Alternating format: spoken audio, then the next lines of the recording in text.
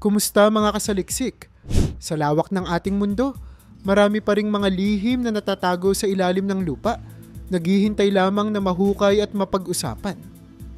Mula sa isang lumubog na kayamanan na naglalaman ng ginto at pilak na nawala sa karagatan sa loob ng mahigit 3 siglo hanggang sa isang lata na puno ng gintong barya na nagdala ng biglaang kayamanan sa isang mag-asawa, tunghayan natin ang 10 pinakamalalaking natagpuang kayamanan sa kasaysayan. Kaya kung handa ka na, simulan na natin. Number 10, lumubog na kayamanan. Ang San Jose, isang barkong Espanyol, ay lumubog noong June 8, 1708. Matapos itong salakayin ng mga British sa panahon ng Spanish War of Succession. Ang barko ay may dalang napakaraming ginto, pilak, at mga esmeralda mula sa South America na tinatayang may halagang $17 billion. Ito ay tinaguriang Holy Grail of Shipwrecks dahil sa napakalaking halaga ng kayamanang nakalubog sa dagat. Sa loob ng mahigit 3 centuries, ang San Jose ay nanatiling isang misteryo sa ilalim ng Caribbean Sea. Noon lamang 2015 ito natagpuan, ngunit itinago muna ng mga nakadiskubre ang impormasyon upang maiwasan ang pagnanakaw. Hindi rin ito madaling makuha dahil sa mga alitang legal kung sino ang tunay na may-ari, ang Colombia, kung saan ito natagpuan, o ang Spain, na orihinal na nagmamay-ari ng barko. Dahil sa natuklasang kayamanan, muling lumakas ang interes ng mga underwater archaeologists at treasure hunters. Marami ang umaasang makuha ang bahagi ng napakalaking yaman nito. Ngunit hanggang ngayon ay patuloy pa rin ang mga legal na usapan tungkol sa pagbabahagi ng kayamanan. Number 9. Gintong Diyos. Ang Padmanabhaswamy Temple sa India ay hindi lang isang banal na lugar, kundi tahanan din ng isa sa pinakamalalaking kayamanang natuklasan sa kasaysayan. Sa loob ng templo, natagpuan ang isang kahanga-hangang underground treasure na binubuo ng gintong trono, korona, mga barya, estatwa, at mga alahas na may mga diamante at mahahalagang bato. Natagpuan ang kayamanang ito sa 6 vaults na pinangalanang A to F. Ang mga Vault A at B ay naglalaman ng napakaraming gintong bagay, samantalang ang Vaults C at D ay puno ng gintong alahas. Sa kabilang banda, ang Vaults E at F ay mayroong mga lumang gamit sa ritual ng templo. Noong 2011, tanging Vault B ang hindi pa nabubuksan, ngunit sinasabing mayroon itong napakalaking halaga ng kayamanan. Dahil sa pagkakatuklas nito, sumiklab ang isang matinding pagtatalo kung sino ang may karapatan sa yaman. Ang gobyerno ng India, ang mga pari ng templo, o ang publiko. Hanggang ngayon, patuloy ang usapin ukol sa pag-aari ng kayamanang ito at kung paano ito dapat pangalagaan. Number 8. Barya ng Han. Natuklasan sa China ang pinakamalaking koleksyon ng sinaunang pera mula sa Han Dynasty, isang imperyo na namayagpag sa pagitan ng 206 BCE at 220 CE. Sa isang malaking paghuhukay, natagpuan ang humigit kumulang 285 gintong barya.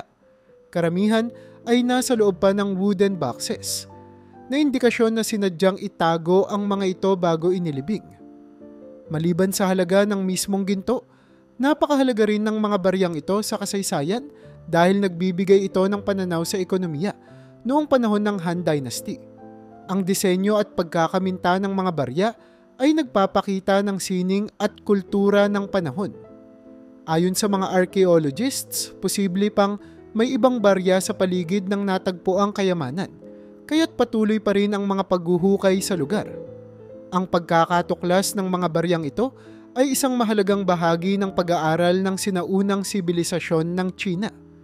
Mas lumalalim ang kaalaman ng mga eksperto sa kung paano umunlad ang kalakalan at yaman ng isang imperyo na tumagal ng halos 4 centuries. Number 7. gintong Viking.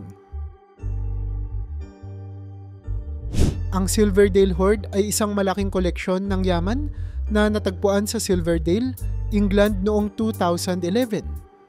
Ang kayamanang ito ay pinaniniwalaang itinago ng isang Viking mahigit 1,000 years na ang nakalipas. Binubuo ito ng 5 arm rings, isang lead pouch na may lamang pilak at gintong barya, at isang brooch. Ang hoard ay natagpuan ng isang metal detectorist na nagngangalang Darren Webster, na agad itong isinangguni sa mga awtoridad. Matapos ang masusing pagsisiyasat, natuklasan na mahigit 200 piraso ang bumubuo sa koleksyon at may halagang $100,000. Ang ganitong uri ng kayamanan ay patunay ng yaman at kultura ng mga Vikings na naglakbay sa iba't ibang bahagi ng mundo, dala ang kanilang mga natatagong yaman. Bagamat maraming ganitong uri ng kayamanan ang natatagpuan sa Europe, nananatiling misteryo kung bakit hindi na ito kinuha ng may-ari. Isa lang ito sa maraming Viking treasures na maaaring nakabaon pa sa ilalim ng lupa, naghihintay lamang na matuklasan. Number 6. Lihim ng palasyo. Noong 2011, isang pangkat ng mga opisyal ng gobyerno sa Nepal ang nagbukas ng isang lumang storeroom sa Hanumandoka Palace. May hinala silang may nakatagong kayamanan, kaya't siniyasat nila ang 2 kwarto. Ang unang kwarto ay walang laman, ngunit ang pangalawa ay naglalaman ng isang pambihirang koleksyon ng yaman. Sa loob nito, natagpuan ang 15 metal at wooden boxes at 7 safes. Ayon sa Director General ng Department of Archaeology, ang ilan sa mga kayamanang natagpuan ay 42 silver bars, 90 small silver pieces, isang Buddha idol, at iba pang mahahalagang bagay. Bukod pa rito, natagpuan rin noong 1991 ang higit sa 1,000 kilograms ng ginto at pilak sa dating silid ng hari. Ang mga natuklasang kayamanan ay nagpapakita ng yaman ng sinaunang Nepal. Marami ang naniniwala na maaaring may iba pang lihim na nakatago sa palasyo, naghihintay lamang ng tamang panahon upang muling madiskubre. Number 5. Nawawalang krusada. Ang Bactrian Gold ay isa sa pinakamahalagang koleksyon ng mga sinaunang artifact sa buong mundo. Ito ay natagpuan sa Afghanistan at binubuo ng humigit kumulang 22,000 gintong bagay, kabilang ang mga sinaunang alahas, barya, at kagamitang pang-ritual. Ang yaman na ito ay nagmula pa noong unang siglo BCE at unang natagpuan sa 1978 sa lugar ng Tilya Tepe. Ngunit sa paglipas ng panahon, ang koleksyon na ito ay nagkaroon ng madilim na kapalaran. Sa panahon ng 1980s, nang magkaroon ng matinding kaguluhan sa Afghanistan, maraming artifact ang ninakaw at pinaniniwalaang nawala. Isang grupo ng matatapang na mamamayang Afghan ang gumawa ng paraan upang maitago ang natitirang kayamanan sa ilalim ng Central Bank of Afghanistan upang maprotektahan ito mula sa mga looters. Noong 2003, matapos ang ilang dekadang pagtatago, muling natuklasan ang Bactrian Gold sa isang lihim na vault sa Kabul. Maraming eksperto ang hindi makapaniwala na ang yaman na ito ay hindi nawala at ngayon ay ipinapakita sa iba't ibang museo sa buong mundo. Ang kwento ng kayamanang ito ay isang patunay na may mga taong handang ipaglaban ang kultura at kasaysayan kahit sa gitna ng digmaan. Number 4. Lumubog na yaman. Isa sa pinakasikat na sunken treasures sa kasaysayan ay ang Nuestra Señora de Atocha, isang barkong Espanyol na lumubog sa dagat noong 1622. Ang barko ay may dalang napakaraming ginto, pilak, esmeralda, at iba pang mahahalagang bagay mula sa South America na tinatayang nagkakahalaga ng humigit kumulang $450 million. Noong 1985, matapos ang 16 years ng pagsasaliksik at paghahanap, natagpuan ng treasure hunter na si Mel Fisher ang tinatawag niyang mother lode ng kayamanan mula sa barko. Ang kanyang pagtitiyaga at pagsusumikap ay nagbigay daan upang muling mahukay ang isa sa pinakamahalagang mga natagpuang kayamanan sa kasaysayan ng paggalugad sa ilalim ng dagat. Sa halip na angkinin lamang ang kayamanan para sa kanyang sarili, ginamit ni Fisher ang pera mula sa natagpuang kayamanan upang magtayo ng isang museo.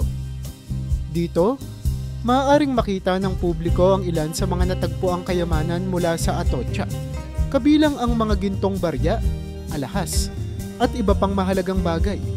Ang kwento ng Atocha ay isa sa pinakakilalang treasure hunting stories at nagpapakita ng walang hanggang paghahangad ng tao sa mga nawawalang yaman ng kasaysayan. Number 3. Barya ng Imperyo. Isa sa pinakamalalaking natagpuang kayamanan ng Roman Empire ay ang Roman coin hoard na natuklasan sa Huntingdon, Cambridgeshire noong 2018. Ang kayamanang ito ay binubuo ng humigit kumulang 10,000. Sinaunang baryang Romano, na karamihan ay yari sa tanso. Ang nakakamangha dito ay kung paano ito natagpuan, hindi sa isang archaeological dig, kundi sa pamamagitan ng isang metal detectorist. Ang nagtagumpay na treasure hunter ay hindi inaasahang makakadiskubre ng ganoon kalaking bilang ng sinaunang barya. Una niyang natagpuan ang isang single copper coin, ngunit sa patuloy niyang paghahanap, unti-unting lumitaw ang napakaraming barya na nagpatunay na ito ay isang natatagong kayamanan. Base sa pagsusuri ng mga eksperto, ang mga barya ay posibleng inilibing noong 3rd century. Sa panahon ng Breakaway Empire period, isang yugto ng matinding kaguluhan sa Roma kung saan maraming revolusyonaryong emperador ang nagtangkang agawin ang trono. Hanggang ngayon, ang eksaktong halaga ng mga baryang ito ay hindi pa natutukoy dahil sa kanilang historical significance.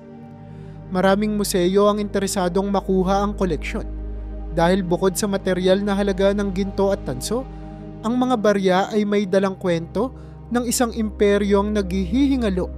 Ang natuklasang hoard ay patunay na marami pang yaman ng mga sinaunang sibilisasyon ang maaaring mahukay sa ilalim ng lupa gamit lamang ang sipag, tiyaga, at isang metal detector. Number 2. Gintong malas. Hindi lahat ng kayamanan ay nagdudulot ng kasaganaan. Ang isang hindi pangkaraniwang kaso ng peking yaman ay natuklasan sa isang police sting operation sa Turkey kung saan natagpuan ang 369 gold bars sa loob ng isang yungib.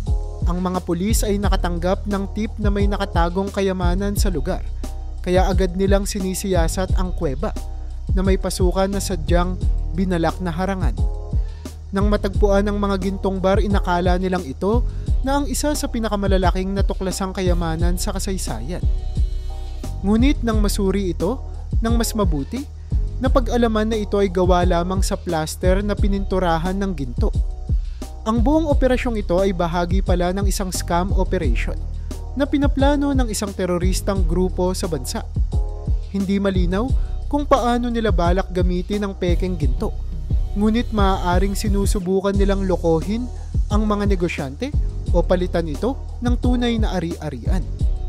Sa halip na makahanap ng tunay na kayamanan, ang mga awtoridad ay nakapigil ng isang malaking fraudulent scheme at matagumpay na inaresto ang 4 individuals na nasa likod nito.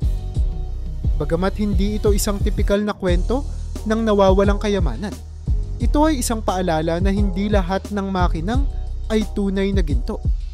Minsan, ang tunay na kayamanan ay ang kaalaman at katalinuhan upang hindi malinlang sa mundo ng mga manloloko. Number 1. Gintong lata. Isang ordinaryong araw ang naging pinakamapalad na araw para sa isang mag-asawa sa California noong 2014. Habang naglalakad sila kasama ang kanilang aso sa Sierra Nevada, napansin nila ang isang lumang metal can na bahagyang nakausli mula sa lupa. Dahil sa kuryosidad, hinukay nila ito at dito nagsimula ang kanilang di inaasahang yaman. Nang kanilang buksan ang lata, tumambad sa kanila ang gold coins. Hindi lang 10 o 20, kundi mahigit 1,400 piraso. Ang mga barya ay mula pa noong 1847 hanggang 1894, isang napakahalagang panahon sa kasaysayan ng California Gold Rush. Kung ang halaga lamang ng mismong ginto ang pagbabasehan, tinatayang nasa $31,000 ang yaman nila. Ngunit dahil sa pagiging bihira at makasaysayan ng mga baryang ito, ang kabuuang halaga ng kanilang natuklasan ay umabot sa humigit kumulang $10 million. Sa kanilang matalinong desisyon, hindi agad nila ipinaalam sa publiko ang kanilang natuklasan. Sa halip, kinontak nila ang mga eksperto upang ma-authenticate ang mga barya. Dahil dito, opisyal na kinilala ang kanilang nadiskubre bilang Saddle Ridge Hoard, isa sa pinakamalaking natagpuang kayamanan ng ginto sa kasaysayan ng Estados Unidos. Ang kwentong ito ay isang inspirasyon para sa lahat, na minsan, ang pinakamalaking kayamanan ay nasa mismong bakuran natin, naghihintay lamang na mahukay.